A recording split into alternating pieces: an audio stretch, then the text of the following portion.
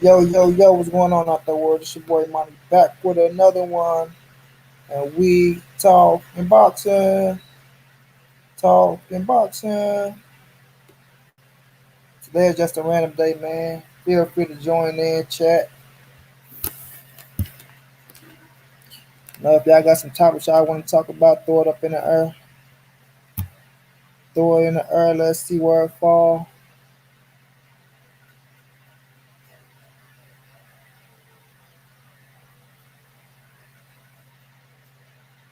Got the Punisher on.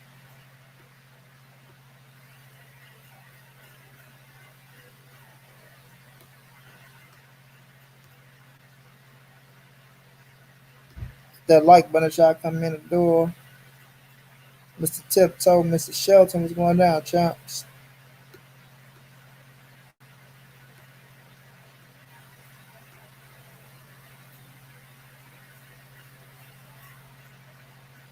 We just gonna talk about some random topics, y'all. Whatever y'all want to talk about.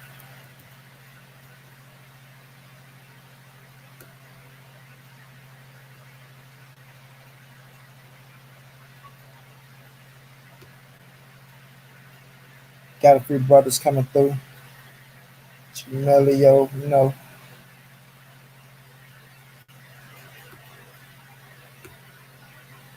please smash that like button as we get things up and running.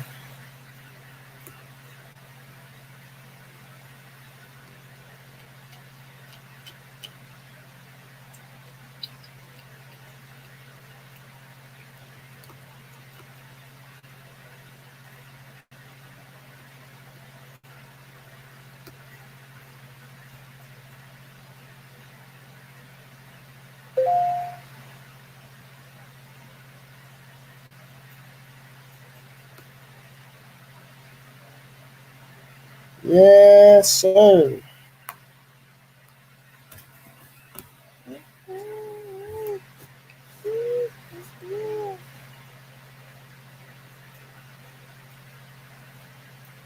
I've been on my old R&B.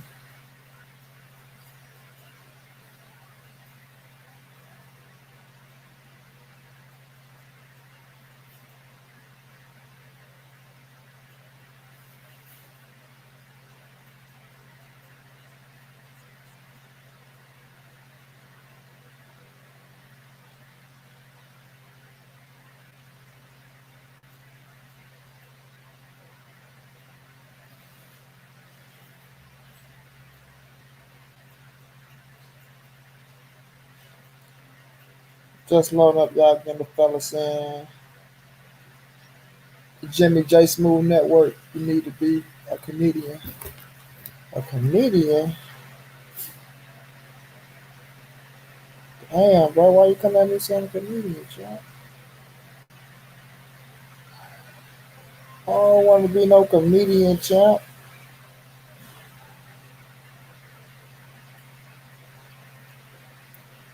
They'll be saying like I be joking, but I be dead ass serious, Jimmy.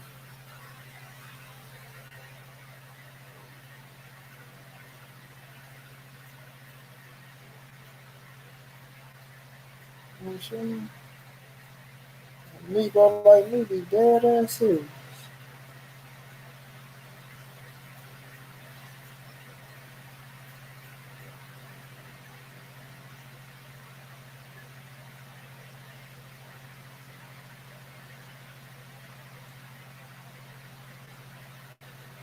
Remember, Jim, I be dead ass serious, bro.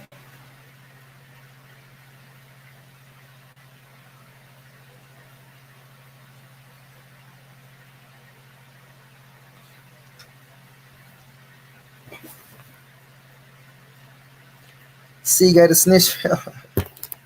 Man, I listened to that dude video earlier today. That Negro said Al Heyman paid for Danny Garcia to be the mandatory for Earl Spence. Man, cut it out. And one voice, y'all, he said Danny Garcia tune up. And another voice, he's saying that Danny Garcia go beat Earl Spence. The dude's so inconsistent, man, and people be listening to him and they just be rocking out. It'd be crazy, man. Like it really be crazy. Cause I'll be listening, I'll be like, how the fuck can people just sit and listen to this, yo? Like really, how can people just sit and listen to this? Right, like come on, bro.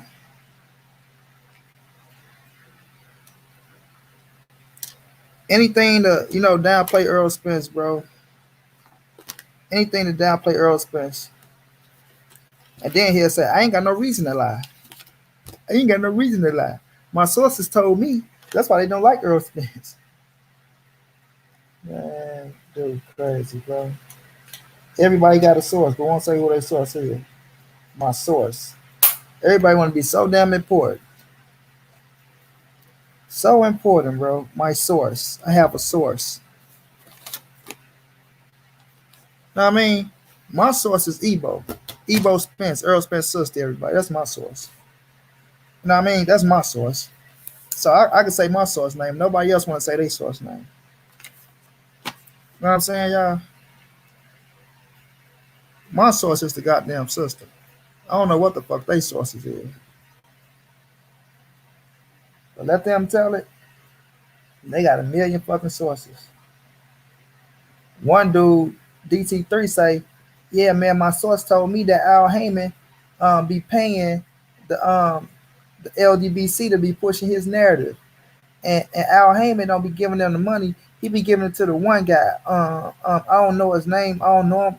How you gonna say he give it to the one guy, but y'all know who the hell he is? Trying to say Sam Watson. So it's like, man, these cats just be talking, yo. They just be talking to try to feel important. I hate dudes like that though, bro. Seagate snitch fella, he can't keep Black Fight Fan name out his mouth. He want to say people clout chasing, but every chance he get, he talking about the whole LDBC and shit. He want to talk about Blue Blood, Fred, 78, Black Fight Fan. He talking about every goddamn body. Give him some damn clout.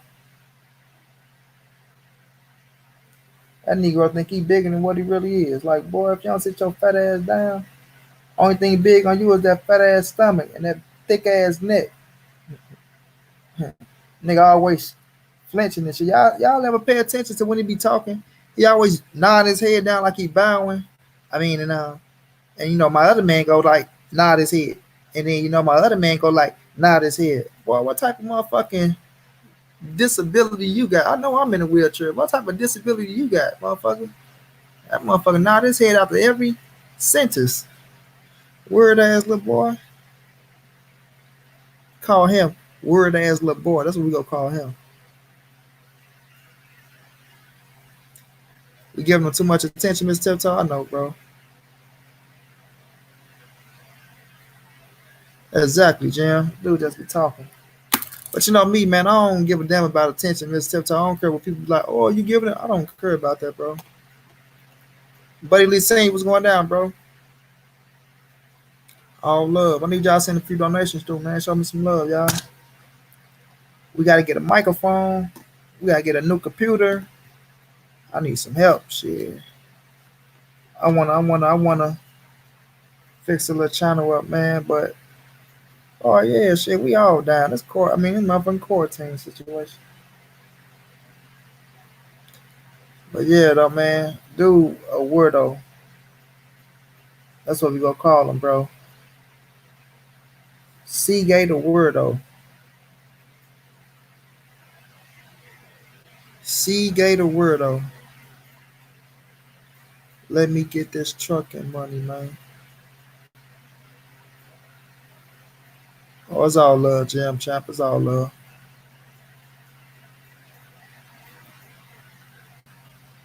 But yeah, though, man, we gonna talk about some random boxing topics. If y'all got something y'all wanna, join in with, just let me know.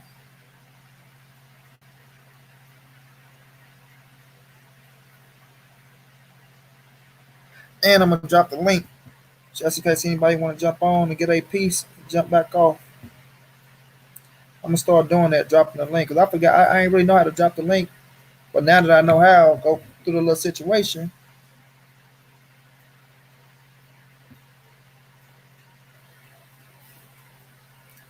Yeah, some in this shit, bro.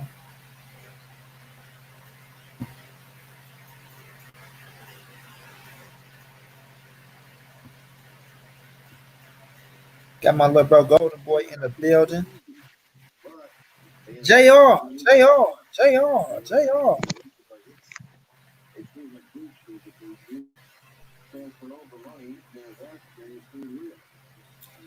Junior, is that you?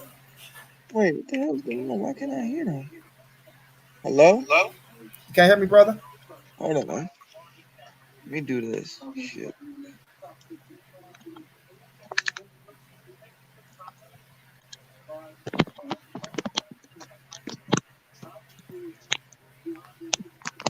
We got the boxing encyclopedians in the house.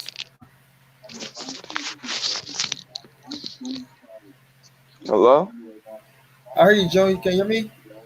Yeah, how you doing, bro? Taking it easy. What's going on? Something tripping over there?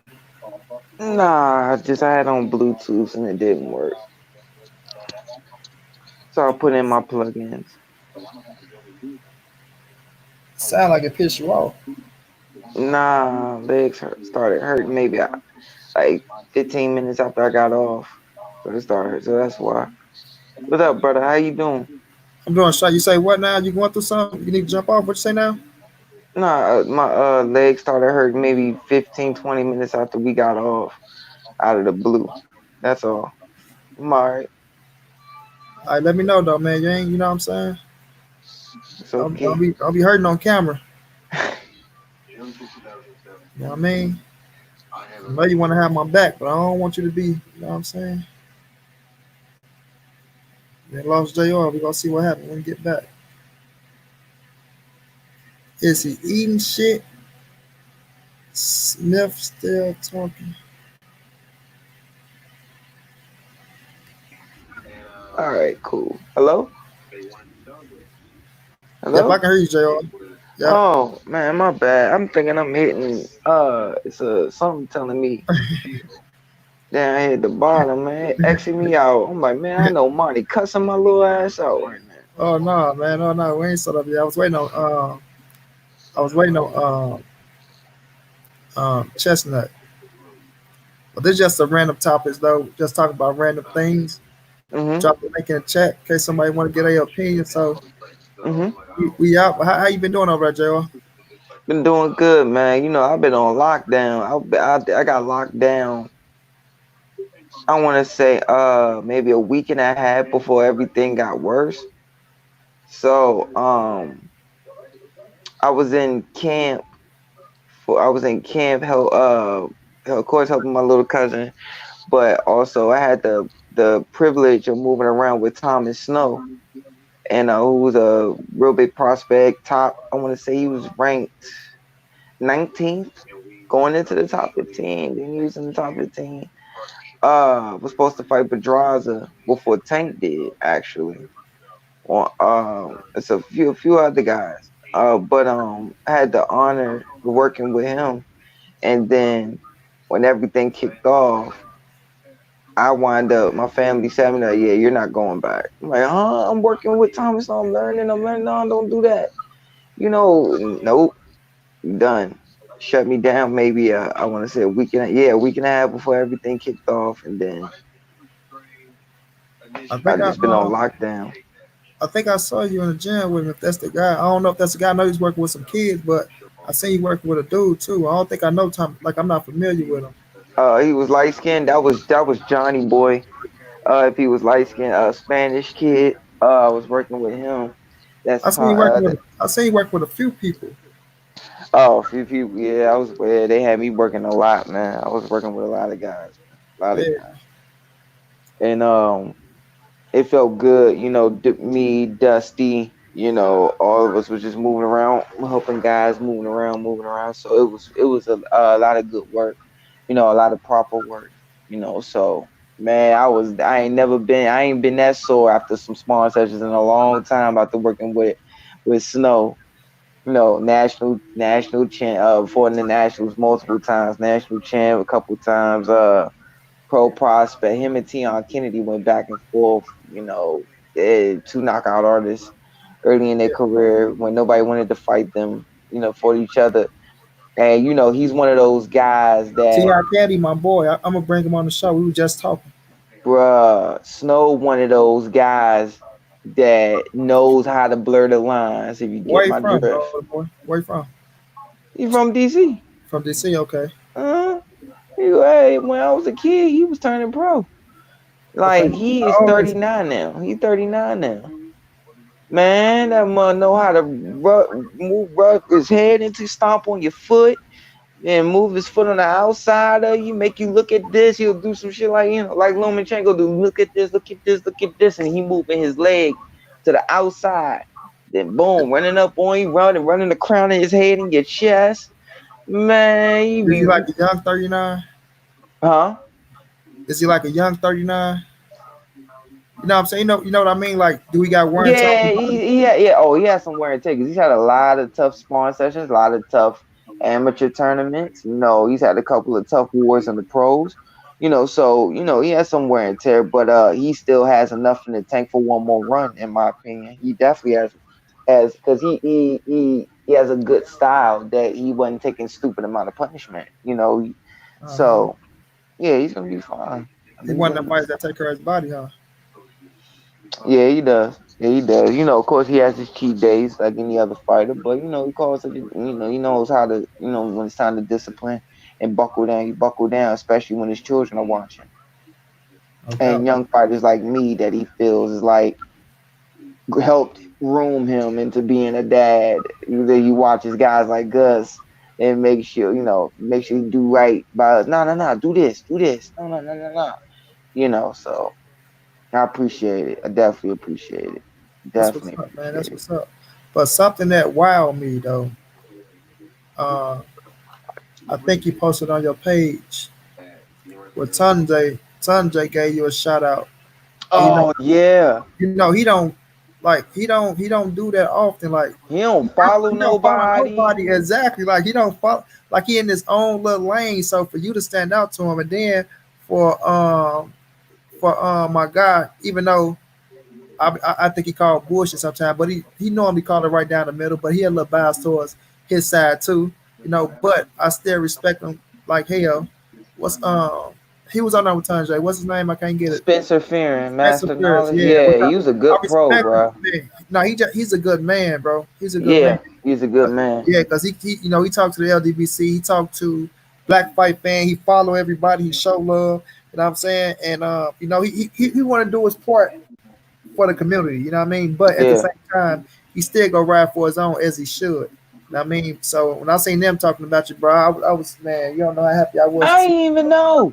Someone sent it to me. I Yeah, didn't even know. I was I didn't get pleased. a chance to watch that episode. Next thing you know, I get a message on WhatsApp, Uh huh. and then he sent it. We Uh were huh. talking, and he said, "Oh yeah,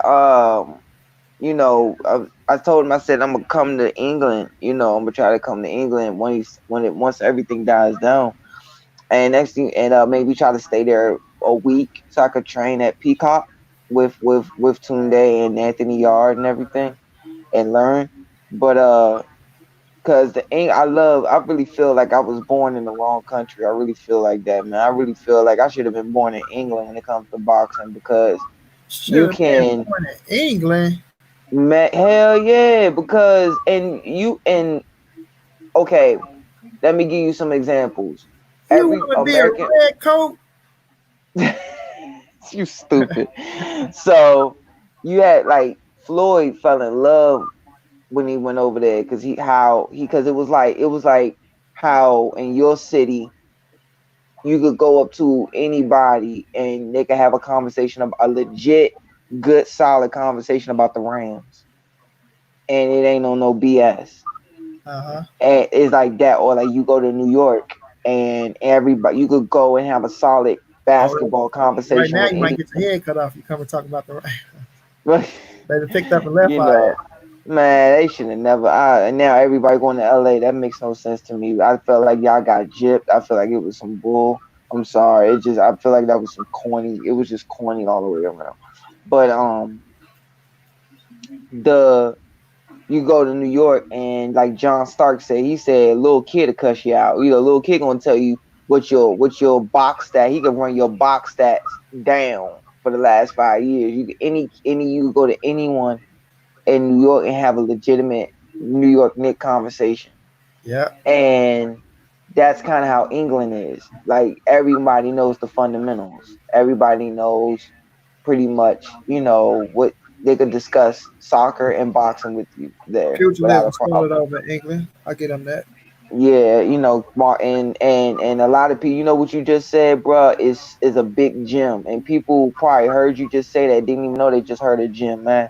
And that's why I love talking boxing with you when I can. Like I dozed off, and I woke up, and I'm like, oh crap, and I saw it, and I jumped on because I Uh took huh. my medicine because my legs started hurting. But anyway, like but I really wanted to, because I know I missed, I think 3 or 4. I missed multiple shows, and I wanted to make sure I jump. I finally was home, finally had time. I wanted to jump on and really make this show. You just said, "Hey, pugilistic, organized pugilism started over there." Yep. And people don't get like, if you listen to Tyson talk about all the time. He said, and when he starts stuff, he said, "Oh, you really want to fight me? I'd love to fight you right now. We could do it from the Marcus and the Queensberry rules." I was just about to say people don't understand Queensberry is that's an England word. Hmm. And Hmm. that's basically all of the rules before they were refined. No doubt. That's a catch 22 if depending on what year you pick of Marcus and Queensberry. If you depending on what year you pick, you might get gloves. Depending on what year you pick, you might not get eye gouging. You might not get rounds. You might get rounds in this 22 schedule for 22 rounds. You Shit. might You get know what I mean? rounds in this schedule for It's 56 6 rounds. rounds. You hear me? Like Before, 100, or before, the before, longest fight. listen. What you say, Before bro? I don't want you to. I don't want to forget because I know sometimes I forget. I need you to subscribe to Scrapbook Boxing. Yeah, I heard you say that. I heard you say Yeah. that. I did hear you say that. I need you to do that ASAP. When I tell you, man, Yes, this sir. is a historian. Like Yes, sir. historian. His like when you see his content, bro, it's gonna blow your fucking mind, bro. It's gonna blow your It's on mind. Instagram. No, it's on YouTube.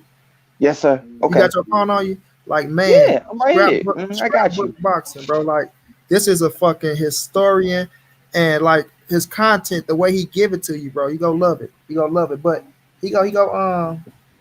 I'm talking about, man, it's amazing, bro. It's amazing. And excuse me. And like people, you ask them what's the longest fight of all time. First thing they gonna say is, oh, 15 rounds before they change the rules. Hell no. They don't get that. They don't get that the longest fight went, if I remember right, 187 rounds, and I might be a little off. I might be a little off, but I got to go back and look at the names. But back then, black people were called Moors, so you had Moor fighters and stuff like that. And back then, in between rounds, they could drink tea. Andy Sometimes Bowen they, and Jack Burt, yeah, they didn't have mouthpieces. 110 rounds. Their mouthpieces was cotton. They would put cotton in their mouth and go to work. And they would drink tea in between rounds and stuff like that. And and they would go till somebody quit or died. That's just what it was. Sometimes the fights will happen on the end of a dock pier. Sometimes it will happen on a midship. Yeah. That's how it was. And you found out if you really wanted to do. I always tell people, if you look at any Matthew Saad Muhammad fight, you look at. I'm not gonna call him Matthew Franklin because he had changed his name and tried to like the Camden Buzzsaw. The White Muhammad Cowie. I try to make sure I give those guys their respect. I know their names before. I'm not gonna say real names. That's disrespectful. I know their names before they changed them, but I always try to make sure I give them their names, because some of the fights that you'll find on both of those guys is not in their Muslim name, is in their new birth name. It's not on there, it's on their first birth name. So so you might find some fights like when you first fought Marvin Johnson, that it was Matthew Frank. Like those fights like that, Mickey Ward and Arturo Gatti, fights like Jack Lambert and Jack Johnson. Those are Dempsey, Corbett, those fights that show you, oh, do you really want to do this sport? You know, And I don't that's what want to that stop this was. other boy, but when we just brought up Jack Johnson, Kagay Fagshaw, y'all know I ain't gonna talk about these clowns too much because my little bro is cooking. This motherfucker didn't even know that Jack Johnson was from Gavin, Texas. He didn't even know it, but he supposed to be so big of a boxing Who? head. Who? You know, Kagay Fagshaw, Beetlejuice. I wrote this dude. He didn't know. Wait, start up. He didn't know what about Jack Johnson? This boy needed something for Jack Johnson, bro. I had to write him up a whole situation for Jack Johnson because he ain't know nothing about him. It was for Black History Month Nothing. 1 year. Nothing. He didn't know nothing, bro. I wrote this dude out a whole speech for Jack Johnson. I say first of all, wait a minute. I say, bro, where's Jack Johnson from? I don't know That's a what Jack slippery Johnson. slope, I bro. say, man, that is so disrespectful. That's a slippery slope, That bro. was so Because if disrespectful. you know what, he should really tip his hat to you because that was a slippery slope. Because you could have Yeah, easily, man. from that point on, said, "All right, who's Sandy Sadler? Who's we're just gonna do black, but who's Charlie Burley? Who's Charles Hammer Burley. and Hank?" Yeah, like if you could have easily made a slippery punching moment, slippery slope, and pushed pushed him down that rabbit hole and been like, "Oh, for real? So you know what, y'all fans, ask him who Sandy Sadler is. Ask him He ain't gonna know. ask him who Charlie Burley is. You know, ask him who Archie Moore is. Ask him, you know, you could easily kept throwing it would have ruined them. And you know, for people who No, don't know, what he gonna do is say he gonna say I'm not like he did Blood Box. try to keep the I'm not a subject. boxing historian. I give you that I'm not a boxing historian. So we can just keep it Oh uh no, don't change the subject. in the suit. Don't change the subject. You know how he do. Like Uh, when we got on him that night, yeah, the gloves and stuff.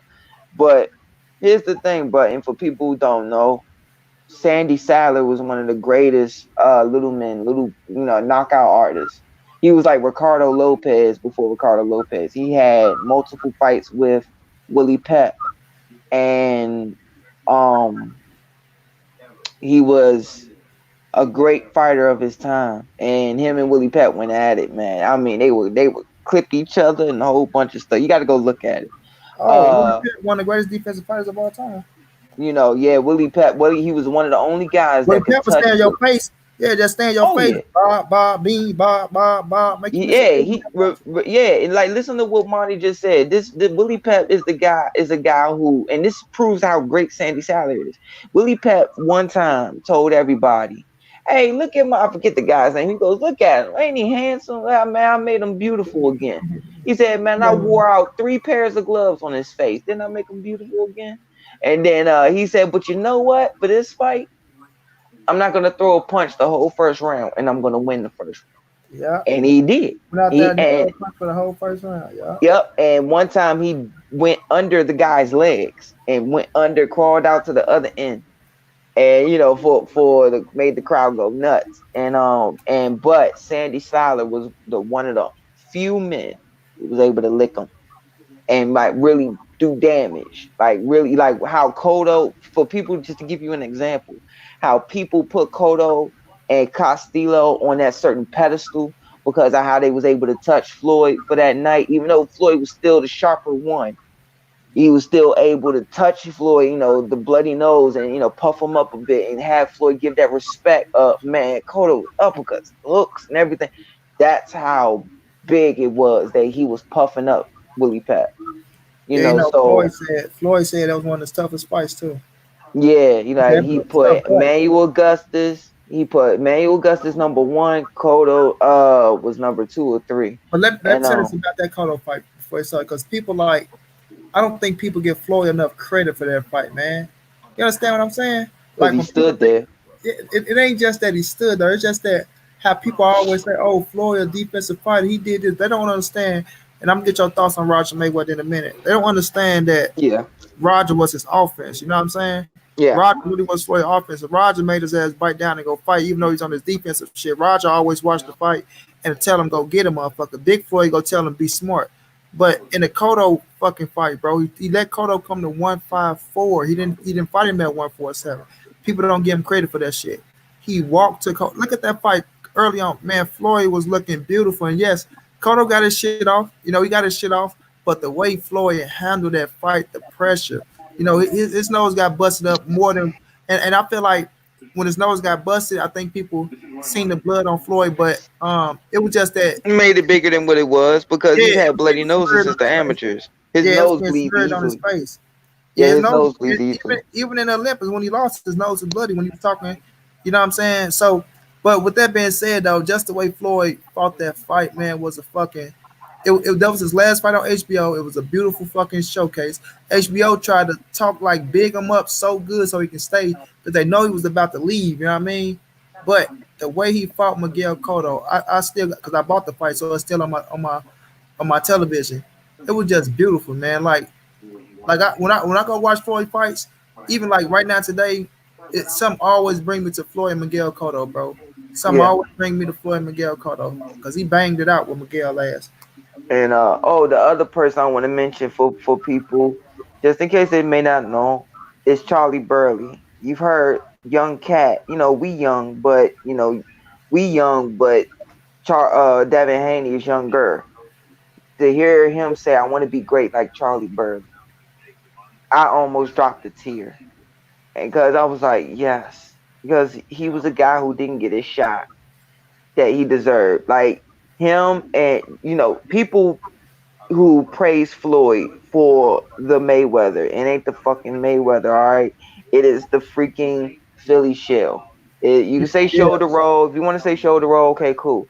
But the Philly shell. And Georgie Benton was the master, and Georgie Benton was man, something I'm not gonna say beautiful. look. I love the way Georgia Ben used it. I'm not gonna lie to you. Yes, he Yeah. did. Right? Yes, he did, bro.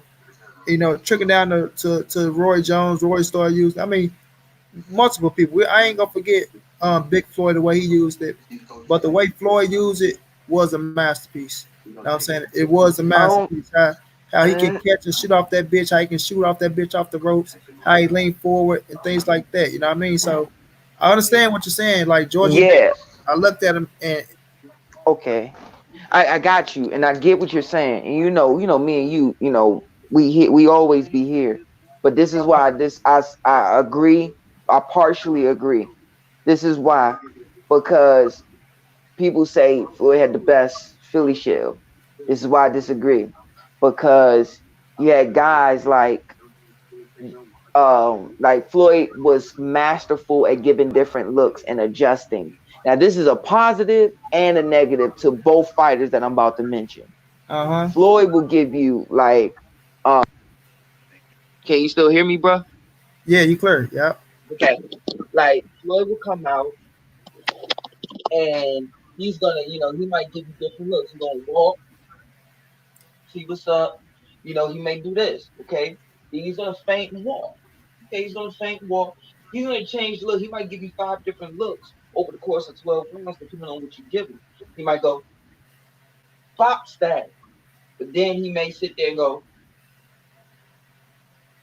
He's not gonna go over High a certain guard. beat, but he's Yeah. gonna go high guard, feint. Then he might give you mantis a little bit, and he's gonna do that whole thing when he walks his arm here, feint. See what you look at, stab, walk. That's 2, 3, different looks. You might pull catch. You might do a pull catch type pull catch. He might give you mantis. He might give you mantis up down stab. He might go Cuban. Sometimes he'll go Cuban and go, bring that forearm out halfway. So you have to meet this Ramisa, person, salute, champ. boom, and come over top. James Tony he gonna do this. Then Oh, I ain't gonna forget about James Tony and that bitch neither though. James Tony, the bell will ring, bro. He gonna do this. He more loose with it. James Tony more loose with What's it. up? What's Yeah, good? He ain't doing nothing else. yeah. You gonna just this is it. What's up? What's good? Like ding. Pernell Whitaker. What's up? What's good? Pernell No, Whitaker. no, cause Sweet Pea, just like Floyd, will change the look. Sweet Pea, he'll go You know, he gonna make you go here and pull wop. And his thing was more his feet. You Yeah. know, I would call it the figure eight. You know, because you figure eight, you'll go wop wop pull dip. You know, right? Counters, wop slide out, wop. You know, it's all about the feet. Wop, oop, oop. Where you gonna wop slide in on wop? And I'm on you. You know, wop. You know, that's Sweet Pea all day. He wouldn't just give you the Philly shell because sometimes he'll pull to the ropes and go and bounce off the rope. You know, use the rope as his leverage and go completely box and go here. And you know, excuse me. So, you know, that's why I say guys like Randy Turpin who bedeviled Ray Robinson with after that long streak with making him lose his belt with that Philly Shield, bedeviled him with the Philly Shield, and Georgie Benton and James Toney. You know, James Toney, the only thing he gonna do is this, and then his feet may do this. And he gonna bring his feet here to follow you, but he ain't doing all of that. He's just, what's good, shorty? That's it. That's it, and that's all. You know, so that's my opinion on it. Oh man, look, I love it, bro. You know me. But Jr. Let me we lost the great late Roger Mayweather, man, which hurt my heart. Like I said, that's my pop's favorite fighter. Now they can meet up in heaven and have talks about, you know what I mean, fights. So Mm-hmm. give me your thoughts on losing the black mama, Roger Mayweather. I was happy, and people gonna look like what? Because he didn't have to suffer no more. He went through like he had some tough wars. He had some tough wars. Like go look at that fight with Sweet Pea. You know when he fought Sweet Pea, when he got clipped and got up with Sweet Pea, watch him after that knockdown. He never fully recovered. Never fully recovered. He fought the rest of that fight basically hurt. Like Uh, basically 50% of himself, 40% of himself. You know, so and it's fights like that where you get clipped and you still going. Like when Jared slid over and shot that uppercut with Melina. Melina probably fought with a concussion or a slight headache the rest of for the next 11 rounds. it's all love, Ramisi. He said You know, so Ernie Shavers had a nice slick. Though. yeah, you know, guys like Ernie Shea, you hit Ernie was knocking motherfuckers out though. man. You heard what Tex Cobb said. He said, "Man, he hit you in your face and break your ankle." You know. Ali said, "I felt my ancestors felt that."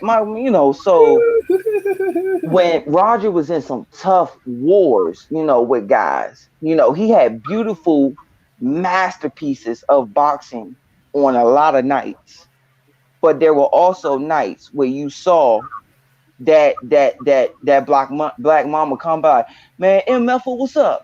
Like, it was good. Yeah, he gonna see you. He gonna be right there, and he was one of the only few guys early in Chavez's career that said, "What's good?"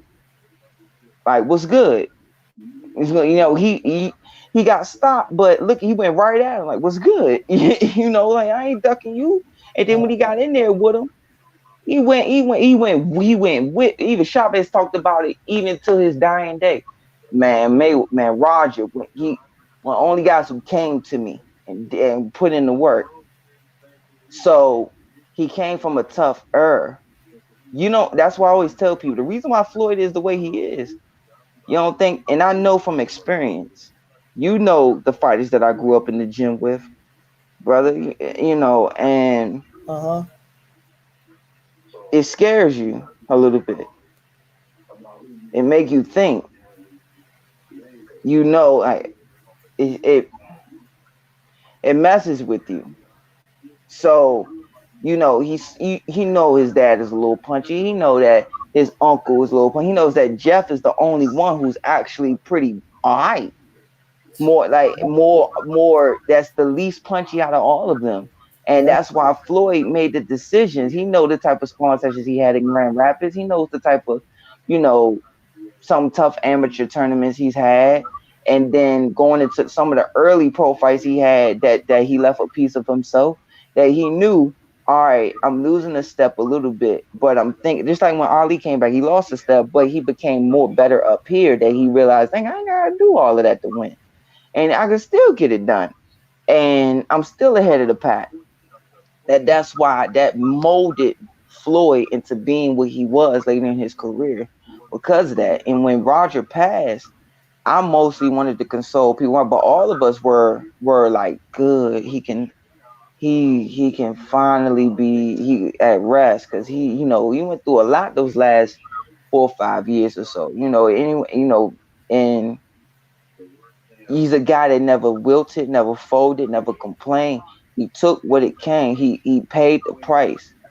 He knew what he signed up for and paid the price for it happily to live like a king for the rest of his life and then pass it on to his nephew. So and I'm okay with that, because I know he's okay now. Yeah, but what to make it any better though, like I feel like what went wrong with Roger on top of that is when he was diagnosed with diabetes. Yeah. He was doing okay, but I think he started still living like he wanted to live like normally. Once you get diagnosed with diabetes, you got to live a certain lifestyle. You know what I'm saying? That shit's serious. That's why I think that's where the blindness come from. And then after that, he just started getting worse and worse with the mental health and shit like that. Like my daddy was in that position, man, losing his mind and shit like that. So that shit kind of hit me different, saying Roger and the Cats, because it's like seeing my daddy over again. Just knowing everything he went through.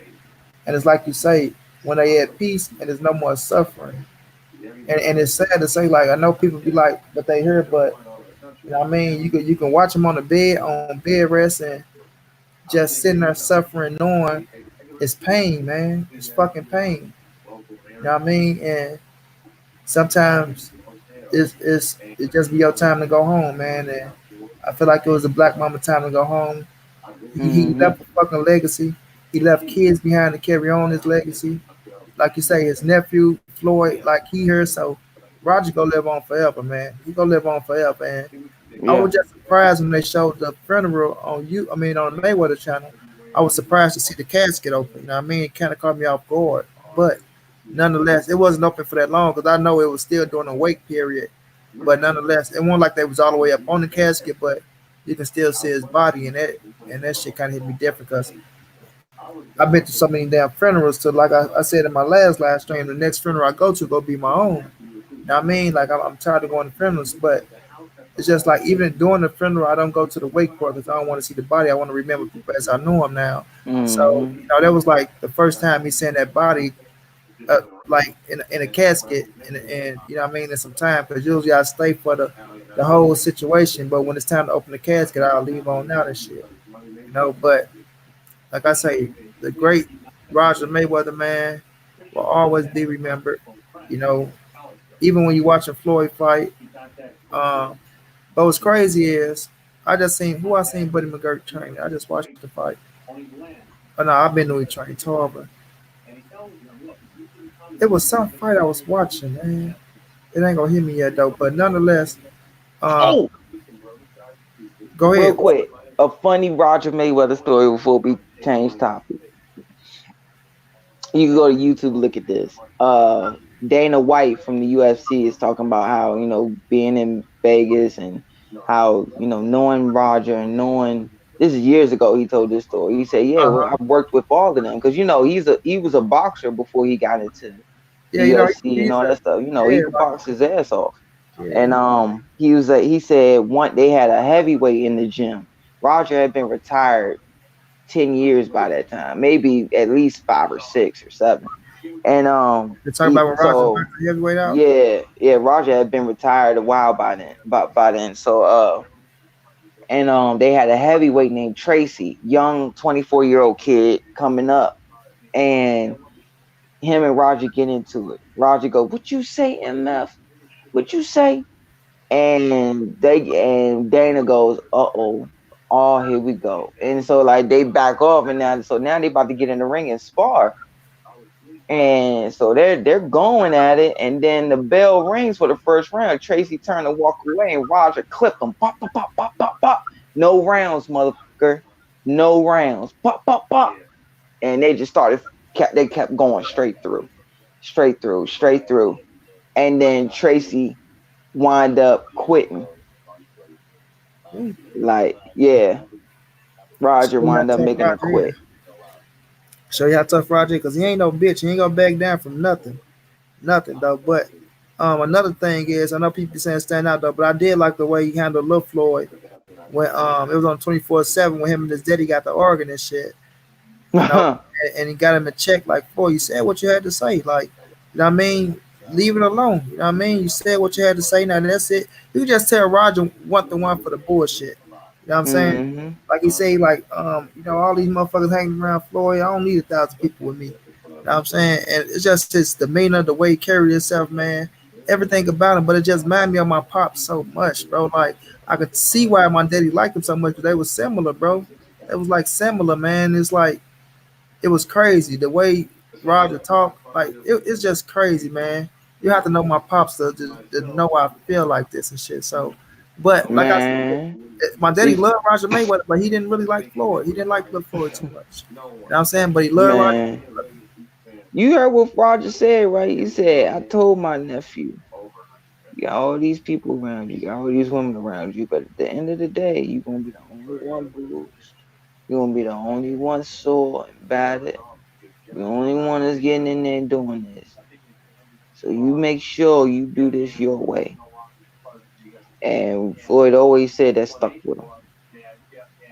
Uh-huh.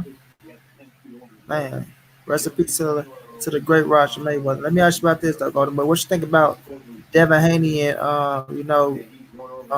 Lomachenko going back and forth on social media a little bit, and Lomachenko telling him let's make it happen. You know, Lomachenko and Tiafimo supposed to be fighting, so I ain't gonna look past that fight. And I know Tiafimo saying they bullshit with the contract, but with the coronavirus, everything on hold. So I guess we can talk about fantasy shit or just speculate on it a little bit if it do. You know what I'm saying, come to fruition. Devin Haney versus Lomachenko. You know, what's your thoughts on that fight? I mean, I don't see it happening because Devin, he a growing kid, man. I don't even see him staying at the weight that he at for too much longer, even with the belt. Like, I don't see him staying there too much longer to even make that shit happen. I just don't.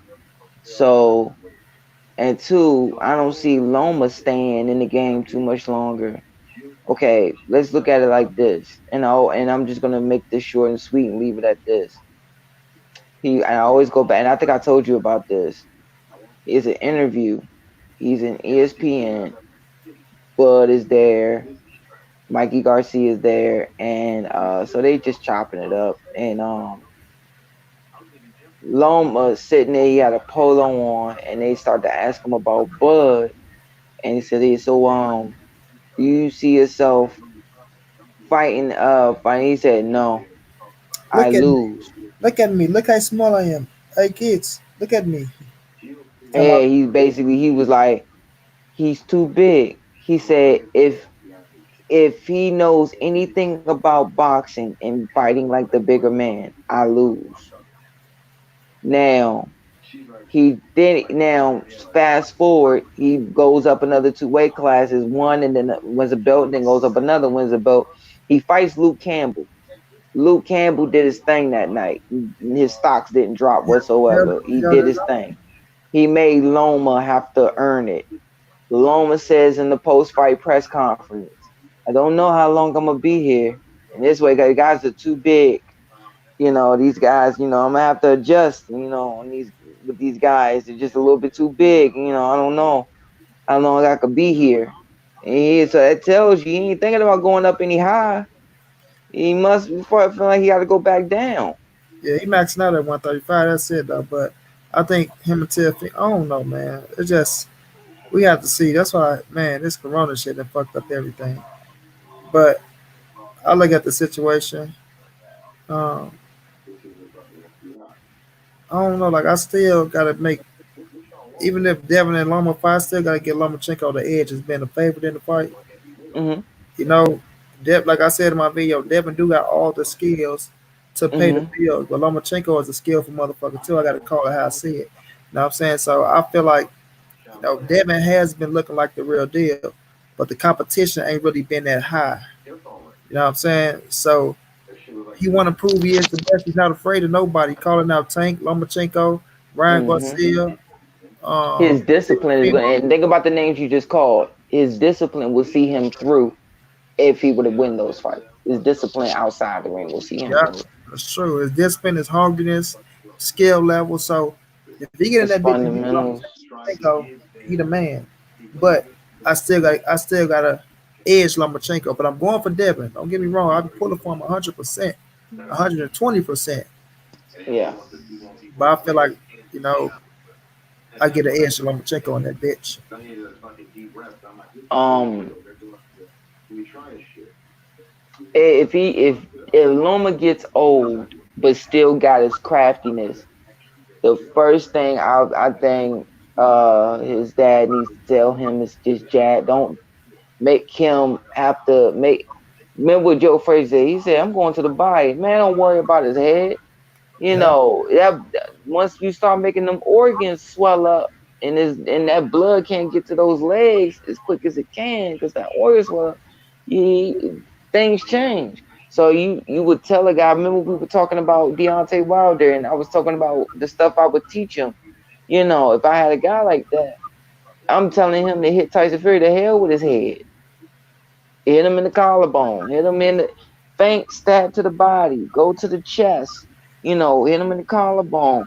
Hit him in the shoulder. Because only so much can wiggle. And if you can just feint it and still shoot at the body at that bigger target, something's gonna graze that shoulder. If you look aiming for the collarbone and he roll with it, you might still hit him in the shoulder or the bicep. And you might hit it. So if I'm telling Devin, you can sit there, I'm telling him to aim right for his hip. Aim for his hips. Jab at his hips and jab at the liver. you And know see where if that we game could plan slow going that into. leg down. You know how that game plan going into a fight. Canelo against Floyd. He really thought he was going there, hit Floyd on the shoulders, the elbows, the hips. That Um, boy was drained before he even got in there. That boy was yeah, stale and pale. that was the game plan though. But with Keandre Gibson, my St. Louis boy was in a camp with him, Oh yeah. and he kept saying like, "Man, this dude hitting me everywhere, man. The shoulders, the elbows, the hips. That's his game plan." But that's why I say people don't give Floyd enough credit for how fucking strong he is in there, man. Hey, listen, we can say Canelo was drained. That motherfucker was still hitting hard. I mean, Floyd say he hit him with some shit that he felt, and he happy that he didn't land some shit on him because he like it's some shit out there that he threw. If it would have landed on me, you know what I mean? But nonetheless, I seen him trying to aim at the shoulders and the elbows, and thought he was gonna break Floyd down and open him up. But Floyd just a different type of animal, man. You know what I mean? I know outside the ring, we probably don't agree with him. Everybody, I don't agree with everything he do outside the ring. You know what I'm saying? But Yeah. inside that fucking ring, I'm gonna get that man his just due. You All know what I'm right. saying? Now I gotta ask you, cause one more topic, and then I gotta I'm go ahead and try to take something and lay down. All right, Ramisi, What my do you guy. think? What do you think about this whole mess with Big Country and Tyson Fury? I'm a firm believer, and I thought Fury cheated. I'm a firm believer, but I'm not gonna drag it out. I'm not gonna be the one to, what I'm saying? Like I say, Yeah, I, and I could I break said it down to you too. I said my piece in it, right? Mm-hmm. So looking at the glove and those things, a lot of people got their opinions on it, but I mean, come on Yeah, now, man. Like we saying the shit clear. Like I'm saying it clear as day. he was sliding it down Back. and then back up, down and then back in. He was smacking them with fists. He was smacking them with fists, but at the end of the day, Mm, you know, he was going in there like the tactics he was using, the you know what I mean, the glove over the nose and the behind the head punches. Even in the second fight, man, those two knockdowns wasn't knockdowns. You know what I'm saying? If you really look at where he landed the punches, it wasn't no knockdowns. But I can't take it away. I can't take it out and the I ring. hate that people try to say, "Oh, Deontay got is because he be hitting people in the back of the head." No, it don't make it no better. Don't nobody need to take a back. I took a back of the head shot with a headgear on, bro, Yeah, that shit, and I that's got brain damage. woozy, And I went like it feel like you itching, like something itching, and you touch it, like and you scratching it, but ain't the itch ain't going. What the Mm. heck is going But on? but this the thing though, like I just say this, bro, and I'm gonna let you go. Mm-hmm. All I'm gonna say is this: if it was Deontay in that situation, if we switch shoes and we Mm-hmm. got Deontay Wilder glove flopping like that and shit just showing word like that, they go crucify him. They go bring it up big in a sports talk. It's Mm-hmm. gonna be on every channel. People gonna say, "Oh, that's why he 219, 220, knocking out them big dudes. He cheating. He punching people with his bare knuckles. And He they was will sound cheating. like He some was cheating." damn fools You know what I too. mean? So I'm gonna say this, man. It's nothing we can do about it. You know what I'm Yeah. saying? Nobody's taking precautions on it. The big mainstream media ain't talking about it. Earl Spence just tweeted and said ESPN this, that, and third because y'all talk about it, but it's like they sweeping it under the rug. They letting it go. All I'm gonna say is I want the third fight. I don't want Wilder to do Mm-hmm. nothing else. A lot of people this, that, and the third. A lot of people, oh, I'm afraid for Wilder. I don't give a fuck. I don't care. That's his. That's what he earned the right to do. Is in a contract. Go in there, get your chance to redeem yourself. You know what I mean? Win, lose, or draw. If you win, wash my hands. Fury the better man. He got Wilder number. But Wilder going there, redeem himself, get back on top, is gonna make him even that much more bigger. But with the glove gate scandal, with the cat, I mean with the boar meat, Tyson Fury That relinquished, is more real than the yeah, glove thing. him relinquishing his boxing license over there in the UK. I mean, it's a lot of fishy shit going on with him, man. But that's it's an organized crime ring. I say it all the time. People get away with Yeah. certain shit if they don't get caught at the moment. It's like motherfuckers getting away with steroids. If they don't get caught, you can't say they doing nothing. So Okay. So this how it works. It don't help him hurt Deontay at all. Like, again, the same people that are saying all of a sudden that this glove is doing this, that, and the third were the same ones who were saying like that slapping shit don't do nothing. If anything, though, what you can worry about, which I said this in multiple interviews, I said what is legitimate, and this is coming from someone who's been thumbed. When you're dealing with him punching that way, is you worry about getting cut, like getting laced, or getting cut, by the tape, or thumbed. That's how that happens. That's what you is legitimate. But the whole thing about him supposedly hitting him with bare knuckle and it really doing damage, no, it don't work like that. Not like, okay, when you slide it down, like these are pretty. He wore Puffin Sport the second fight, but he wore MX's the first fight, which is these are similar to MX's with pad and horsehair. So the reason why I believe he slid his hand up, because some you could see him wiggling his fingers and his hand be up, and then another part of the time his hand will be down. What he's doing is he fought two fights against guys that wouldn't really make his heart rate go up. So now he's fighting a guy that he knows is bringing the pressure, known as a big puncher. And that's going to make his anxiety go up a little bit. It's going to make him like, and you know what they say, you lose 3 rounds worth of energy just during the ring walk. And Big Country is a guy that is bringing it and has a good shotgun jab, put you to sleep right hand. So he already knows I got to throw a lot of punches to keep this guy off me. Look at his punches. Look at his punches the second fight compared to the first fight. He was turning the punches over the second fight. The first fight, he was more slapping. And we all know when you slap in boxing, you doing it because you trying to get away with not burning your arms out. You trying to touch, touch, touch, touch, touch, touch, touch, touch, touch. So that way, you could keep touching without having to burn so much energy. So if you need to sit down on something later, you can sit down on something later. Now, a lot of people that's really pushing this thing, it's because, let's be real, this great champion, this good, this man who, always, I hate when people who like Deontay and dislike Anthony Joshua, like Anthony Joshua and dislike, Deontay, because I tell them, I say, you talking about both guys who are good men who actually know the responsibility that comes with the belt. And you have to be proud of that. And, so if you dislike one, and then when he asked him, oh, I just think he's an a-hole. I think Deontay is cheesy. I think AJ's an a-hole. One girl said, and I'm like, nah, man, like, two good men. When it comes to being good champions, and care about the responsibility. You talking about everything I just said. He lost to a fat white boy. Let's call it what it is. Everybody mad because he lost to a white boy, and the way he lost to a white boy, and because it was on Black History Month. Bruh, ain't no way you can put on this glove. Okay, and also, first side note, before I really talk about let's talk about Deontay. The Vegas commission trying to get on Deontay, saying they investigating him because they saw him with the glove on, bruh. Taking the power locks and pushing them up against the wall and pushing it on the ground.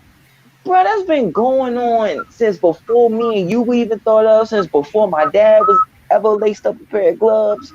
Man, that's been going on forever. They want to investigate Deontay because he didn't have on no horse heads. He had on power lock. Power lock foams are really, when you get some new foam gloves, you really got it. You really, because it be tight, so tight and snug. You trying to move, really adjust your hand and everything. Now, cutting the glove, like I showed in the video, cutting the gloves, doing what Deontay did is not a significant, it's an old trick, but it's not as significant. It ain't like cutting the padding out. It ain't like, you pushing basically like how, if that's the case, then Tyson cheated. Like Mike Tyson. That's like, okay, Mike Tyson and Tommy Hearns cheated then, because they always move their knuckle back, push it up. So Emmanuel Stewart talked about it on live television about cutting the glove, the trick of cutting the glove and pushing the knuckle higher up towards the padding, turning an 8-ounce glove to a 6-ounce glove, essentially, or 8-ounce to a 7-ounce, and then taping it. You look at those old fights, the tape be all the way up here to where the Reyes sticker is, and not here. These days, now they keep it right here at the wrist. And I'm about to look into that. What they talking about with Deontay Wilder, I haven't seen that, but yeah, man, that's some bull, man. That's some bull, man. Leave Deontay Wilder alone, man. That's some bull. Like I'm gonna say this, if it ain't about that he lose to a fat white guy, because like I said, for some people it is, not you, but yeah. But no, I know a lot of people that's fans of Tyson Fury that like him. Nonetheless, the situation is just look funny. We never I ain't gonna say it don't happen in boxing, but just looking at the glove and that shit, I got to say it was some fishy going on. Unplugging the television. I'm breaking it all down to you. Yeah, unplugging the television in the locker room when you try to put the camera over the shit. It's just a bunch of words. Oh, I didn't know about that part. I didn't know about that. Like you said, Ben Davis trying to throw the towel over the camera, couldn't get it, so he just unplugged the entire television. So it's not just that. My thing is, like I say, if the shoe was on the other foot, it'd be a lot of different shit that's being said. Now, just because it's Deontay Wilder, and just because you see black people coming out speaking on it, black people speaking on it, people want to make it out of race. It ain't just that it's a race situation. Just because it's black people, every time black people speak out on something, it always got to become a race situation. Especially with it being Tyson Fury in that situation. If it was Luis Ortiz, they'd probably be saying something, because it's Tyson Fury and he won.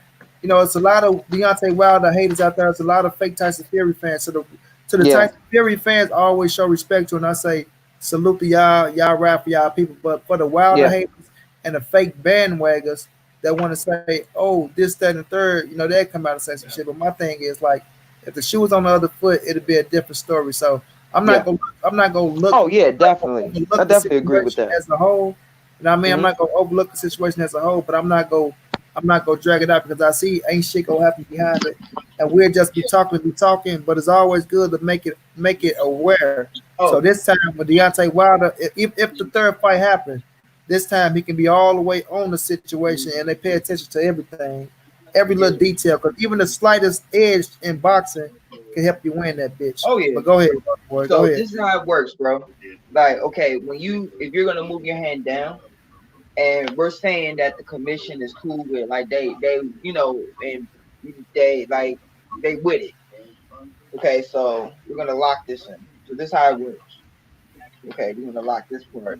So okay, if he's sliding his hand down, he still has to get past this first to try to get the knuckle, whatever knuckles that these door knocker knuckles right here to even land.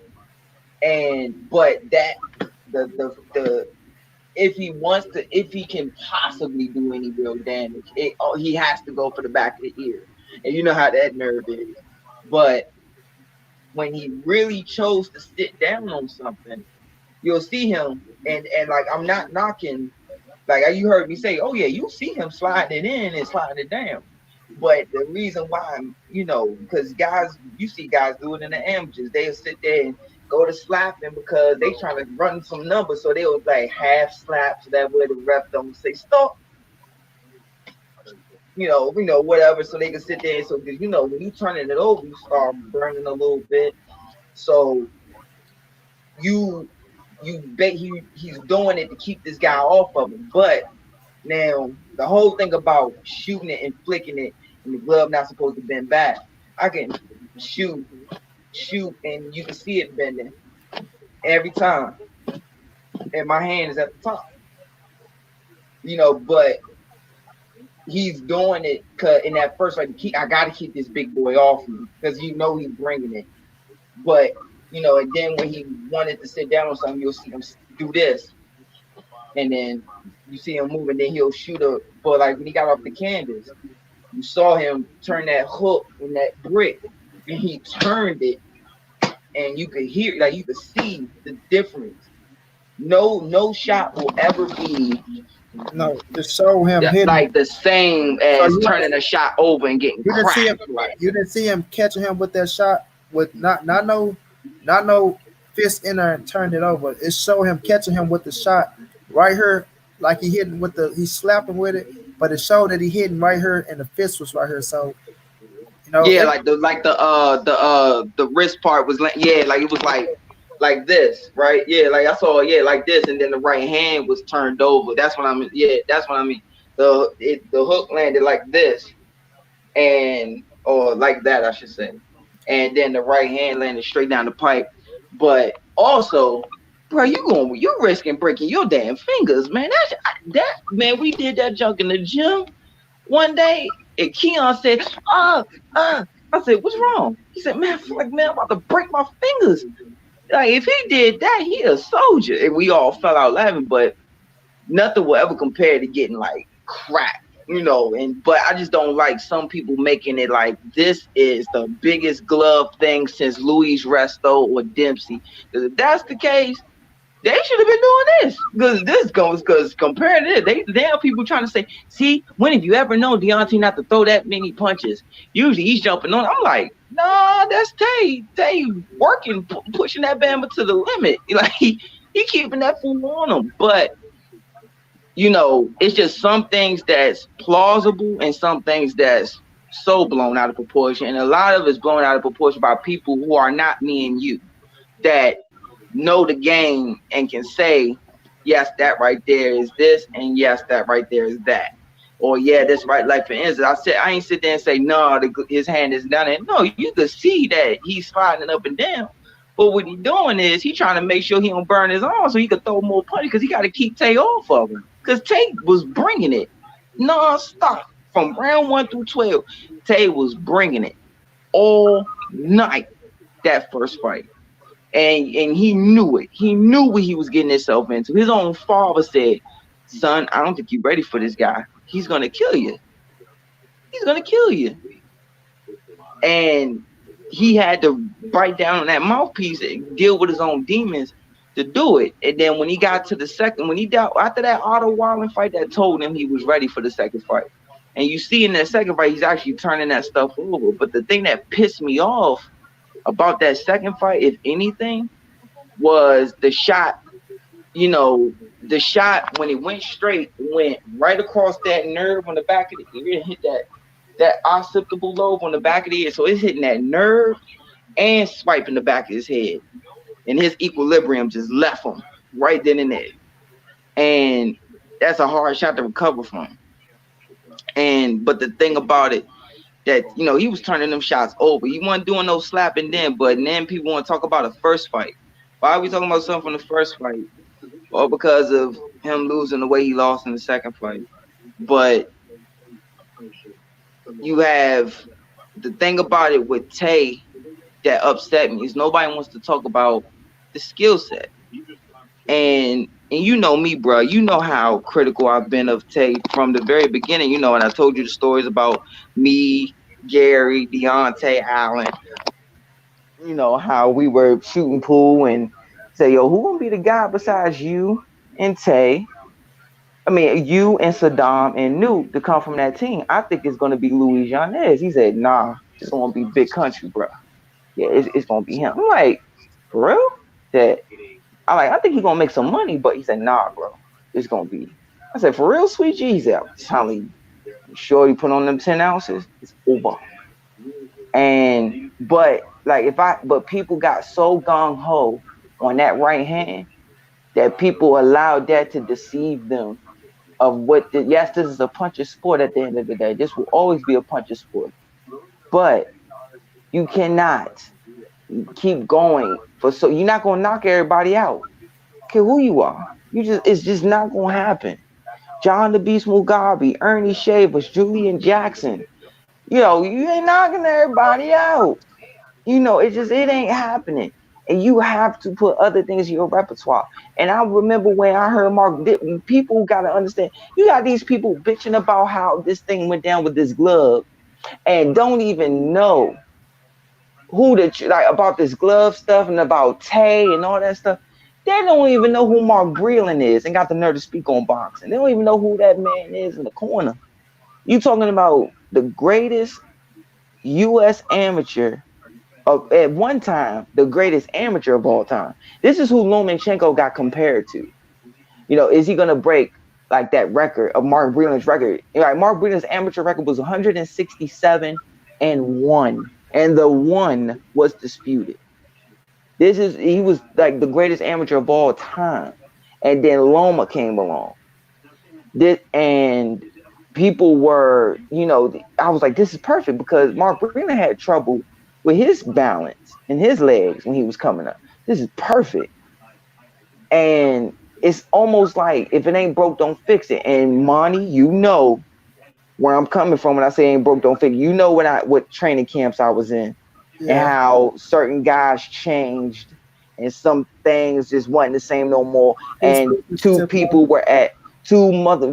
in that camp were at fault, not one or the other, both. And I'm like, they all of a sudden, all right, because this is going well, you're just going to switch up everything we learned. And I remember when we were talking in private, and I said, bro, if I had somebody like Deontay who could crack like that, I'm teaching that Bama all kind of junk. That fool. Like, even with that, he was the most coordinated guy. No, he can't do his hits with the best. We did it. But I'm taking him. You know what? I'm tying his feet, tying them legs up. The way he just like this, and he gonna get used to it. I want 6 rounds. I want 3 going down after the corner, and then I want 6. I said I want 3 the corner, fly, and then I want the last 3 warming up, walk right to the left, and I'm gonna be watching. Nope, the legs crossed. Do it again. Nope, the back leg went too far to the back behind your front leg. Nope, too far. Do it again. Like I'm on them, and then I'm teaching them uppercuts off the jab. I'm teaching them, even just pick and catching, catching, pull, little pulls. No, just little stuff so that way you don't mess with his coordination too much until he gets stronger and his coordination gets better. Like little stuff. I'm teaching him pulling backward here, catch. And then, could you imagine how the fight would have been a little different just with that little bit instead of, and then I remember when he was coming up the ring saying, after the amateurs, they're like, he'd be out of it. Then when I started seeing him coming up, the pros, and thought, he can't fight going backwards. He still can't fight going backwards. That got to change. He got to be at least able to walk. Like, how you, even like, for instance, remember that clip that stayed circulating around Instagram with him and Lennox Lewis, and how Lennox was teaching him putting your hand halfway out and Cuban Yeah. style, shooting that jab. He could have used that on Fury that night. It was the perfect time. Or whenever now you got Fury who's trying to protect that eye that's not fully healed. And you know he's gonna and he's gonna shoot over here. He's gonna put his head over that shoulder. And especially when he lock you up. If I'm Mark Brown telling him, look, I need you already backing up. So this whole thing, he trying to press you. I need you to stay calm. Relax. Look, it's another day at the office. Please, man. Relax. All right, give me another one. But you know what, Wilder? I need you to run your show. When you look, other boy, when you at that age with Wilder and him doing what he did, knocking out X amount of people, you know, I'm gonna say this: the skills. When people try to teach him certain skills, yeah, they can try now, but he is what he is. He ain't gonna do it. Yeah, he is what he is. So yeah, because he got this. Yeah, and you gotta let him be what he is because yeah. I think he go overguess himself too much, and he still will go back to what he really is. You know what I mean? So that's what I was telling think about it, bro. I'm not trying. But look at the stuff that I was just teaching. Like I'm not teaching them, be all slick and figure eight and keeping him in that box of what he is. But we just gonna give you some extra jab instead of this jab all the time. We're gonna have you go here, shoot it up. We're gonna have you go here, shoot it up. We're gonna have you shoot and double it, and we're gonna have you work on your feints. Still in the box of him. We ain't telling him to get on his toes like Ali or nothing. We keeping him in Deontay Wilder's box, and we're gonna have him improve his balance, improve improve his balance, but also improve his mental, his boxing IQ to know when to squat, change heights just a little bit. You don't want him to squat too low because you don't want him giving up his height too much. But just enough, being able to change heights just enough, bend that back just a little bit every now and again. Still in the box of him. Being able to sit there and shoot hooks off the jab sometimes. Shoot a long uppercut to the body a little bit every now and again. Just stab it, but I need you to bring it right back. Simple fundamentals. Being able to walk in an O pattern around the ring if a guy's walking you down. That's it. And you can tell his cat is kissing his ass. You can tell that this dude rolled AJ, and rolled him.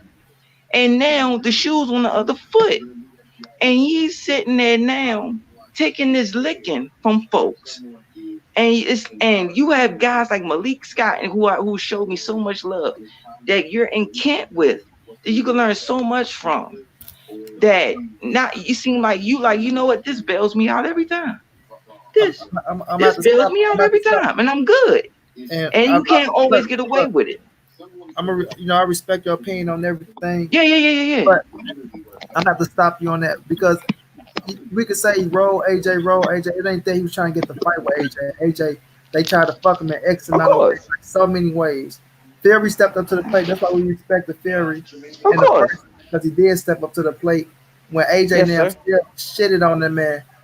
Just try to get him to jump through fucking rings prior to the fight. So it ain't that he was rolling AJ on certain situations like he trolled him or trying to force him to do this or do that. It was just he wanted fairness. He tried to give us the fight that everybody wanted at the heavyweight division. Now with the Tyson Fury situation, it happened.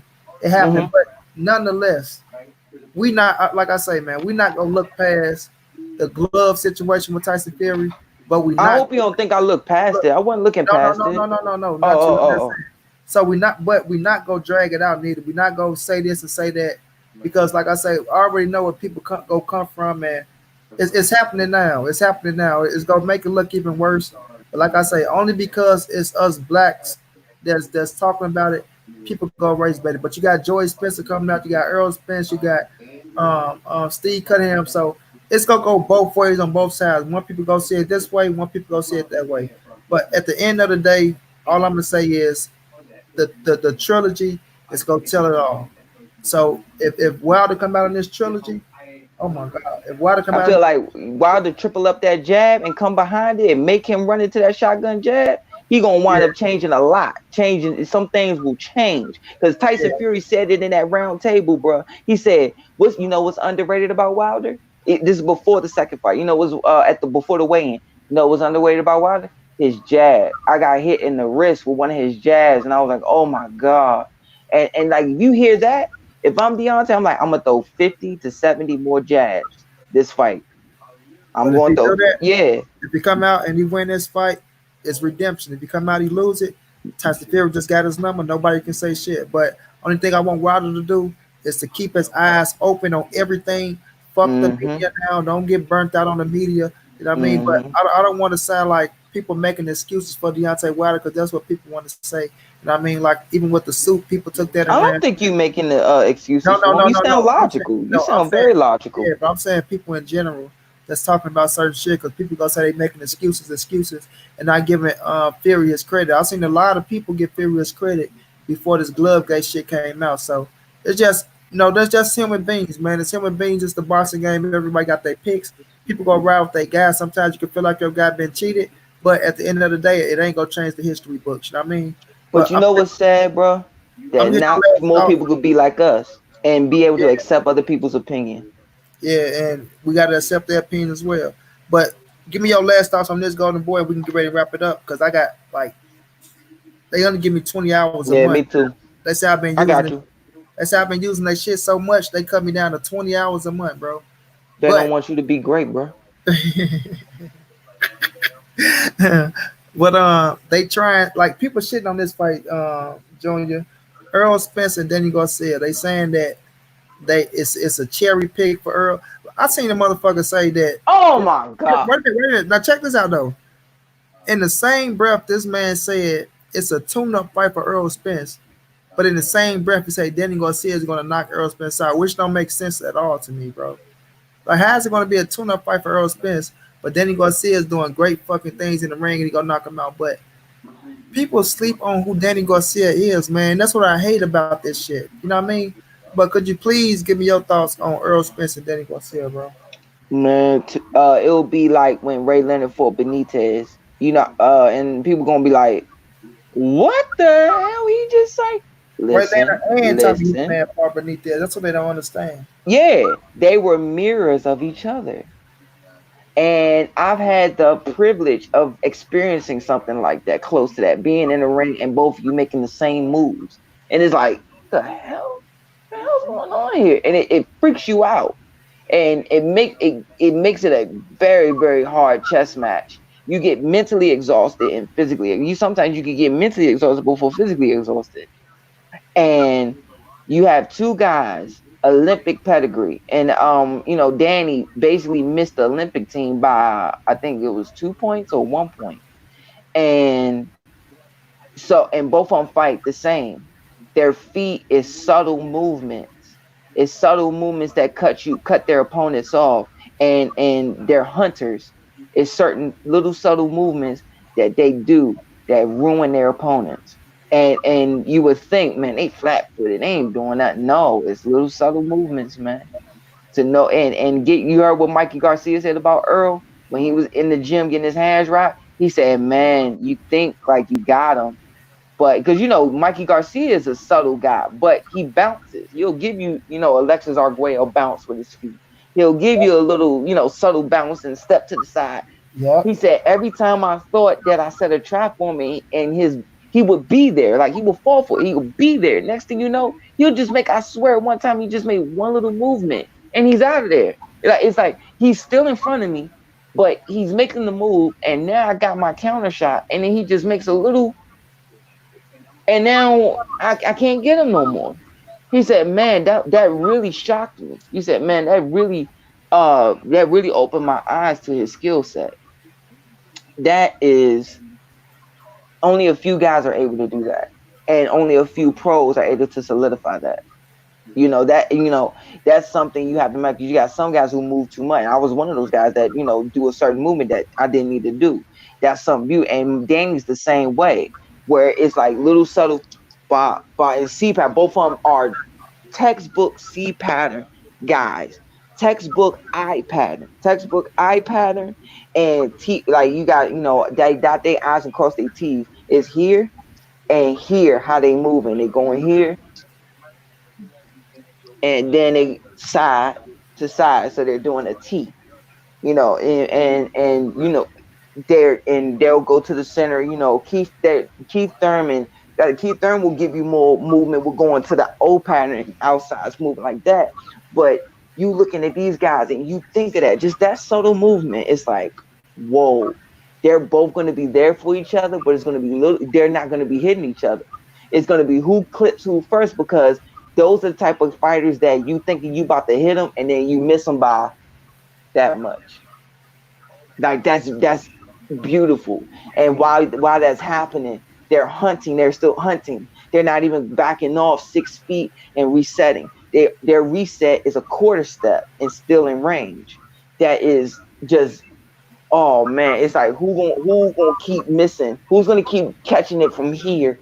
Just enough, and then boom, it grazes somebody, and how that works. And then you have to bank on Earl being rusty and coming back, and then maybe getting caught with something, because Danny shoots that wild hook to the point where he could maybe catch you pulling out, and make Earl have to, oh wow, you woke me up, hold up, and make him stay sharp. That's a great fight for Earl, in my opinion, to stay sharp. That's not a sleeper. Because if he sleeps on Danny, that's the type of guy that push you to sleep, and Danny Garcia got a bad rap, yo. Like, this dude, I remember when he had his first night off, his first night off, I tried to tell people, I disagree with the Rod Soccer thing, but I understood it. Let's look at what he did before the Rod Soccer fight. This Can I dude stop you 1 basically minute? Can I stop you 1 minute? Look, I'm with you on everything you're saying, right? I said I agree with the Rob Soccer thing. The only thing you should have done was took Rob Soccer to Puerto Rico and fought Mauricio Herrera over here. Knock Rob Soccer to Puerto Rico and make the Puerto Rican fans go crazy over you because you got a knockout over there, and you come over here. Mauricio Herrera gave you a tough fight in Puerto Rico, but if you fight in America, you're not. Look, I can't look, man. I can't disagree, bro. I'm telling you. Look, I gotta watch it over again, but the way Mauricio jabbed the shit out of the thing like that, his nose open, because then he tried to do too much over in Puerto Rico in front of them people. You know what I'm saying? That was his first fight in Puerto Rico. You know what I'm saying? So he was trying to draw the crowd to him and grab them Puerto Rican fans. That's why I say it was making fundamental mistakes, and it was caught getting him. He should have took Rob Soccer over there where he could have knocked his ass out, and they would have went crazy over Danny. You know what I'm saying? And fought that boy Ripper. Go ahead, continue, go boy. Here's the thing, though. Let's look at the right before Rob Soccer. He had like back to back wars. He had a schooling with Eric Morales for 2 fights before he stopped him. Then he took a beating against Amir Khan before he clipped him. Then he had a war with Zab Judah and Lucas Matisse. He fought Lucas Matisse when nobody wanted to fight Lucas Matisse, especially when he knocked out my mentor, when he knocked out my good friend Lamont Peterson, because Mr. Lamont was ducked. Like you had the guy who's avoided fighting the other. That was like when Paul Williams fought Margarito. It was like, oh, you don't want to fight him? I'll fight him because nobody wants to fight me. Like, so it was like the two most avoided guys fighting each other. And Lucas Matisse was never the same after Danny did what he did to him that night. And you have fights like that and you deserve a night off. The only problem with that was he fought Rod Soccer, who had a ranking at the time from 85. He went up to he was at 33. I think he made his way up to the 54, then 33 or something like that. But back in the days, a night off was you fought the contender from 12 to 15. Yes, that was the night off. These days, you getting guys that's ranked 25th, but not the killers, but you getting guys that's ranked 33 and whatever. And they took him and moved him up because one of the belts. Remember, he was undisputed at the time or unified at the time. So one of those belts that he defended said that still has that old rule. It has to be somebody in the top 15. So they moved him to where they was able to make a loophole. That was the issue. But this was a kid who fought them all and fought killers who deserved a night off, but he didn't deserve it in the way he got it. So that was the problem. That was the issue. But because of that, he's not haven't been able to live it down, and people have been messing with him. And then when he goes and fights another tough fight, like right after that, he fights Mr. Lamont and goes to hell and back with Mr. Lamont. But that was Lamont. No, people don't give. And nobody gave him props for that. They don't give him credit for the Zab Judah fight, the Kendall fight, the American fight, Matisse fight, like Danny Nate Campbell, can't take that away from him. So when you look at him, bro, then when you come to 4-7, you become the WBC champion, no matter who he fought. People, he beat Robert Guerrero, this and that. Then he fought Paulo Malignaggi. But he went the hell and back with Guerrero. Guerrero was bringing it, dog. And this the thing, though. He fought Brandon Rio, but he fought both Keith Thurman and Sean Porter, regardless if he won or not. Some people say he won both of the fights, but he fought the best of the best. And Danny is still active. Danny still training his ass off, but Danny Garcia still has a solid fan base. And it's not like he just anybody. Danny is a top 5 fucking welterweight, bro. Let's be real. Just be real, bro. He's gonna be one of those guys that when he retires and young kids that's coming up will be able to go, whoa, this guy fought that guy and that guy, and he'll be more respected and loved. And then people will look back that are he actually fought some tough dude, man. He was in some fights of the year. I hate, he'll be respect. I hate to say that. They're gonna give him his flowers later instead of right now. I agree 100%, bro. I agree. So is it a fight? Would you? Because I'll pay for this fight. Hell yeah. Thank you, bro. Thank you. All right, let's go to bed. Well, yeah, I heard it from let's call it. You hear me? Let's call it, man. Al 131, I want to thank my brother for coming through, hanging with me, even through the pain. You dig what I mean? And look, Errol Spence, Danny Garcia, if it goes down, I'm buying it. I'm streaming. We having fun. Haters time out there ain't gonna watch it. I bet you motherfuckers after the fight be somewhere making the fucking post-fight when it's over with.